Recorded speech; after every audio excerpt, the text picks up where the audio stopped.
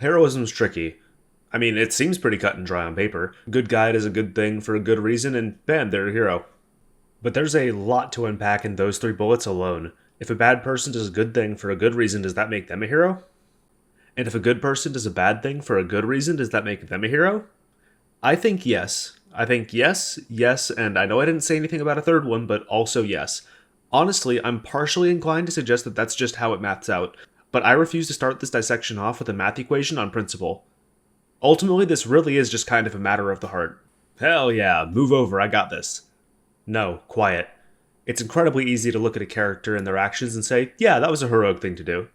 And even then, it comes down to perspective, because there's no concrete definition of heroism. Noun, the qualities or attributes of a hero or heroine, or heroic conduct, especially when it's done to achieve a noble end or fulfill a higher purpose. Hush. Heroism is just a box that comes in every shape and size you can imagine. And I frankly can't believe the kind of crazy stuff that gets characters slapped with that label. Or how many heroes get disqualified for the silliest reasons. Look, it doesn't matter how many puppies Johnny Two Shoes saves, he cried when one of his friends went on a permanent vacation instead of focusing on the mission, and no one should ever have any respect for him again. It's unhinged that something like that isn't too far off from actual takes people have, so let's see if we can't shed a bit of light on spots that might be a bit dark and foggy. It's all interpretation, right? And I think the easiest way to wrap your head around heroism is by watching a hero be made, and understanding how those circumstances shape the story itself. The hero is the heart of the story. They're the vehicle for us to watch the world unfold, the black hole from which hardly any narrative beats and character development can escape from. They're the gathering point of all things good, bad, major, minor, and everything in between, and are the loudspeaker for the writers to shout their themes and messages through. Making a character that can do all that, uphold good values, and still be endearing isn't easy, and often leads to heroes being infallible, or worse, flat, or even worse, not even heroes at all. But in the end, heroism is about the journey, the things they do, their personal growth, and how they earn admiration from their world and their consumers through their actions and values. Because the best way to put your readers in your hero's corner is to make sure they get to watch them grow. Spoilers ahead for Honkai Impact 3rd, Kingdom Hearts, and Mob Psycho 100. Kiana Kazlana is a total brat. She doesn't listen to orders, she goes about her missions with reckless abandon and childlike enthusiasm, and she wants to be the number one Valkyrie. You know, cookie cutter stuff. She is immaturity incarnate, from the impractical nature of White Comet and all the acrobatics, to her using her dormant Herrscher power, the ability to conjure objects using her ability to manipulate space itself, to make big cat paws which she uses to smack enemies around. Which is admittedly pretty cool. And while I'd love to take a shot at the gun kata, it was passed down through the Kazlana family line, so that's not a fault of her own or a product of her eccentric tastes. It's the game designers wanting her to have an unorthodox fighting style. But there's narrative precedent behind that choice, so she gets a pass. She's a borderline flunky who only cares about the action and making tangible impacts without any understanding of her own. She chases those high goals without any comprehension of the nuances of Honkai as a force or an energy, or of her friends and their unique situations, and goes about all of it without a shred of discipline. And she's pathetically weak. That's a card I'm not too happy to pull, considering she, Mei, and Bronya are all horribly handicapped for the first third of the story, but it's a major point to wear down her resolve. In our first outing with her, she gets taken out by fodder. At the end of the chapter, she gets taken out again, just to easily get overpowered again in chapter 3, and on and on. Kiana's debut is a long string of failures that hurts everyone around her. Her failures in chapter 1 forced Mei to risk the bomb she had installed in her chest from going off so she could defeat the Honkai beast that incapacitated her, and her existence as the Herrscher of the Void forced Bronya to be used as a puppet to detain her on more than one occasion. And it only got worse after Siren awakened. Let's take roll call. Mei's here and 1 gem of conquest lighter. Fuhua and Bronya are both here and looking great, really took a few pounds off this chapter. And Himiko is on leave because Kiana was manipulated, gave in to her own weakness, and had her body relinquished to the single most destructive and chaotic force of evil in the world. That we knew of, at least. I mean, and it's not like it's her fault, but that's just another bearer she'll have to wrestle with. Tragedy and guilt are never far apart. And as the world opens up and the gravity of her situation settles in, that innocence we've seen her show for 10 chapters isn't allowed anymore. She has to mature, and for the first time she's completely alone and in an alien place without any help but herself. What's worse is that even if help were an option, she's still a walking apocalypse. Kiana spends the entirety of Arc City alone. Occasionally she crosses paths with others, but never for long. She interacts with Rita and cooperates with her in passing, and she has a brief reunion with Mei later on, but brushes her off.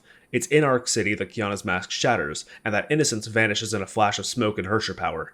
Her alter ego was defeated at the cost of her mentor's employment, and after the dust settled, she was caught in a sandwich of monsters of every kind wanting her gone, and that same alter ego eating away at her, vying to take control back however it could.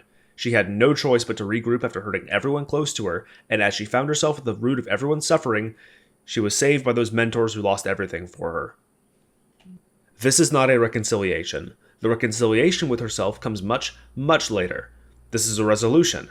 She puts the gun down and stops running away. From this point onwards, Kiana is active instead of reactive, and though she doesn't have a target yet, she still holds on to a goal, to work with the remnants of Fuhua's sentience and understand the power that's been possessing her so she could use it herself, so she could use it for good, so she can stop being a danger to everyone she cares about, so she can use it to her ends of fighting for all that is beautiful in the world. Kiana has it rough, but she keeps her head high even after she finally finds a target for her rekindled motivation, a bomb hidden somewhere in Arc City.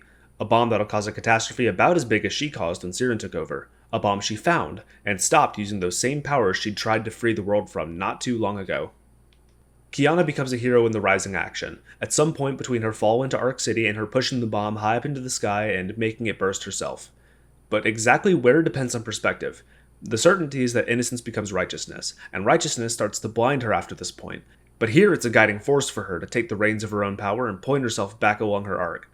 We haven't hit the climax yet, and while I see this as progression, it's not out of the question that this could be seen as the start of her journey, and by making her take up her heroic mantle from or close to the get-go, it sets a precedent of subversion, that nothing is going to be like the chapters we've gone through with her before.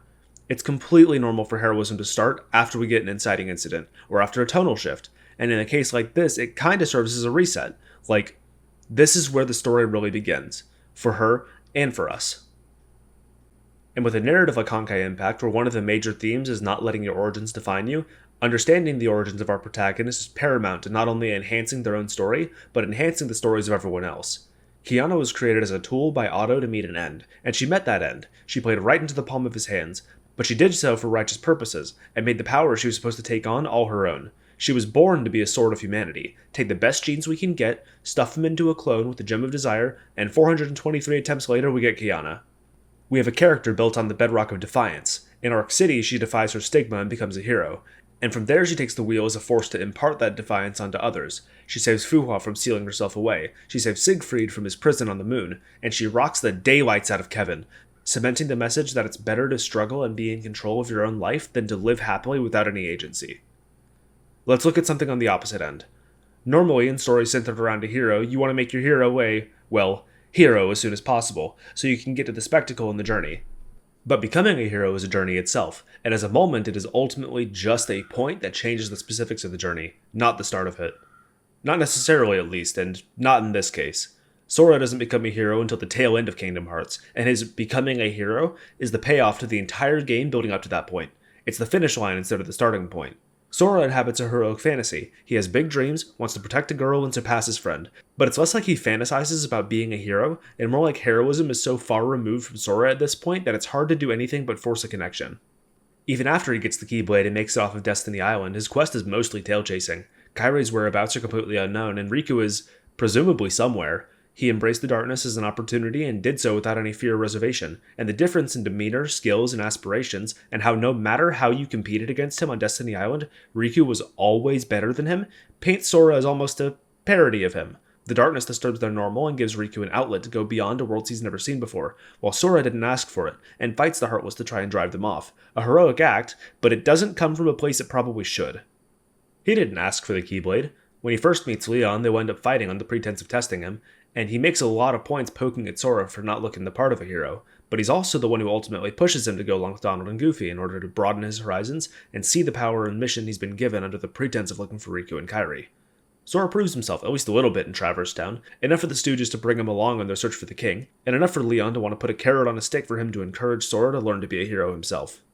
Sora is destined to be a hero, but he's far from there yet, only interfering with Alice's trial in Wonderland once he felt obligated to correct a misunderstanding, and not elaborating on the misunderstanding by telling people about the Heartless simply on Donald and Goofy's words. After beating the world's final boss and closing the keyhole, Cheshire Cat calls Sora a hero, but it's almost mocking. And having only beaten a strong Heartless and closed the keyhole, it doesn't help us see the words as anything more than jabs. But it plants the seeds for when they go to Olympus. Sora takes offense to being called a pipsqueak instead of a hero, despite being incredibly green, and Goofy defends him by saying that he is one because the Keyblade chose him. But Phil's base that isn't having it. And rightfully so. They only get to participate in the tournament because of Hades, and even then all they do is fight a bunch of Heartless, which wrongfully makes Sora assume that now he's proven himself and is worthy of being called a hero. But when faced with Cerberus, Sora runs with all the others. And he only goes back in to fight Cerberus after he feels like a challenge has been issued to him, for the sake of proving himself. But he wins. Regardless of how much Hercules might have softened him up, Sora still won, and Phil gives them the title of Junior Heroes, which they also take offense to, assuming they just have to go defeat more Heartless and that'll do the trick. They have merit and plenty of strength, but are all still lacking understanding of what it means to actually be a hero. Sora's still just out here trying to find his friends, and it leads to this kinda awkward heart-to-heart with Cloud outside the Colosseum, where they're saying the same things, but are on completely different wavelengths. It's crystal clear that Sora is not nearly as invested in his own situation as Cloud is in his, and the contrast between the hero and the junior is stark. But we know Sora can fight, and that he has good qualities, but at this point even Tarzan is more of a hero than he is. And even after Sora gets to reunite with Riku and is told the truth of the Keyblade quest, nothing changes. He's still doing this to find Riku and Kairi, while Riku is doing this specifically to save Kairi. He's acting on his own, but his horizons are narrowing as a result of heroic intentions being manipulated, while Sora's horizons are expanding as he's traveling world to world despite him not developing as a hero yet. The only heroic things he does are closing the keyholes and fighting Heartless. From the moment the Keyblade falls into his hands all the way to Hollow Bastion, anyone could have done it if the Keyblade chose them. So Sora, even at this point, isn't special. Sora is filling the role of a hero by virtue of simply having the Keyblade, a virtue Riku strips him from. Donald and Goofy begrudgingly stick to their quests. Now that Sora isn't the Keyblade master, they need to stay with Riku and push ahead. And despite being robbed of his heroism and mockingly tossed a wooden sword before the hardest main world dungeon in the game, he decides to keep going. Part of that is because Beast sets a good example and encourages Sora to press on to save Kairi. But he doesn't even know what's wrong with her, or how he's going to go about fixing it. He loses his purpose and his heroism when Riku takes them away, but he takes his Keyblade back as a tool to fulfill and an icon to represent both. Donald and Goofy prove themselves to not really care about the quest, at least not any more than they care about Sora. And in a poetic way, you could say that their 7 minutes in heaven with Riku was then straying away from their goal, because Sora is a Keyblade master, Keyblade or not. With his powers back, he fights Riku, then Maleficent, then Riku again, and finally, after all this time, reunites with Kairi. Riku's body is possessed by the final boss and is slowly being eaten away, while Kairi is in limbo because her heart is basically glued to Sora's. And at this moment, Sora's priorities change. He's reunited with both of them, and now, finally, he can resolve to save them. The moment he gives that smile is Sora's coronation, and it's the capstone to the climax. He saves the princesses the moment he gets any idea how to, and in the end, it works out for him and he gets to save Riku too.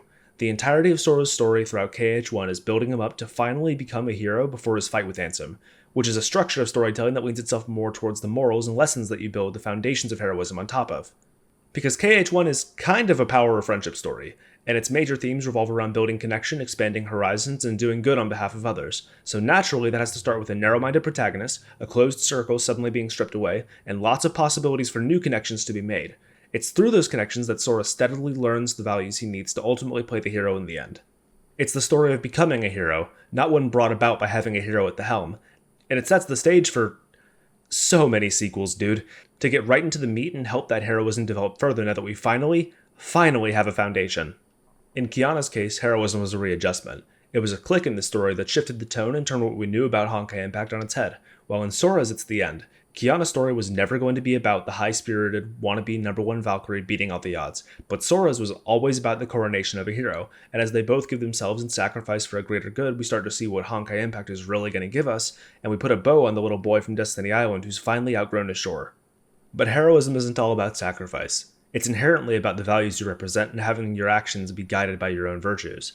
Mob is a hero, but the weight of the world or universe isn't on his shoulders. He's a smaller hero, a hero to those whose hearts he touches, but he's still a kid, and his troubles are those of an anxious middle schooler wanting to be his best self. He wants to be popular and get the girl, and he wants those closest to him to be happy, and that pretty often leads to him getting into conflicts. He's drawn into LOL because of his misguided want to be popular quick, and Teruki forces him into a clash of ideals he wants no part of, and he only goes after Claw because they take his brother. Sure, he saves everyone being controlled by Dimple and his cult, and in the end he was happy with himself for saving people in a way only he could, but he only did so because his own anger towards Dimple and his mocking boiled over. He also saves Dimple from his own arrogance and ambitions by humbling him and keeping him close despite his constant scheming, and helps him want a simple, happier life and realize that the void he's motivated by can't be filled by feelings of superiority. He saves Teruki by accident, sticking to his morals of never using his powers against another person to the point where Tereki chokes him out, and it's his other repressed self that humiliates, humbles, and makes him correct his behavior. He accidentally shows Tereki the harm that comes from using power on helpless others by making him comparatively helpless, and making a new friend in the process. He saves Reagan from the weight on his own shoulders, accepting him for who he is instead of denying him for all the scams he spun and forced on others. And despite the trauma he made his son harbor, and the trouble he dragged Mob's friends into, despite the pain his organization had forced Mob and those he cares about to endure for the entirety of the arc, he saves Torichiro too. And in the end, all those people he saved come back to save him. Mob's heroism is confined to the people he touches, and to the greater world of Mob Psycho 100, Mob may as well be a footnote, but grandeur isn't a part of heroism. He's the heart of the story. He is the only Esper that never has any delusion that his powers make him any more worthy of happiness than anyone else, that he can never use his powers to take the things he wants. He has to earn them on his own back, and improving yourself and being a good person will always be enough. But he's only a hero because he imparts those lessons and many others onto those others who need it. Heroism's weird. It can come in way too many shapes and sizes, and the point of a character becoming a hero says far more about them in the story than you'd think. Some characters have always been heroes, and in those cases it's not uncommon for something to change. And if nothing does change, it's to the detriment of the piece. Stories are built on conflict, and our protagonist finding their own kind of heroism is just as interesting as watching the hero struggle with their own destiny. And in the case of a stagnant or fulfilled hero, they at the very least have to be challenged. If the world and circumstances don't, then it's up to the villains, to their peers, to the other heroes around them to express themselves and for the hero, the heart of the story, to get the show on the road.